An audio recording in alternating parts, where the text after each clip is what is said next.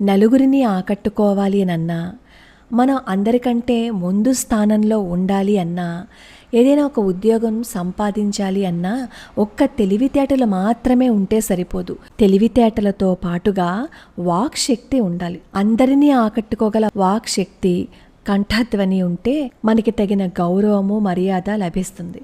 అలా లభించాలి అంటే మనం ప్రతినిత్యం బ్రాహ్మీ ముహూర్తంలో లేచి విష్ణు సహస్రనామ స్తోత్రాన్ని పారాయణం చేస్తూ శ్రీ మహాస్వనాయ నమః అనే నామాన్ని 108 సార్లు గనక జపించినట్లయితే అద్భుతమైన వాక్ శక్తి వస్తుందన్నమాట. శ్రీ మహావిష్ణువే మహాస్వన స్వామి అని చెప్పి పిలువబడుతున్నారు.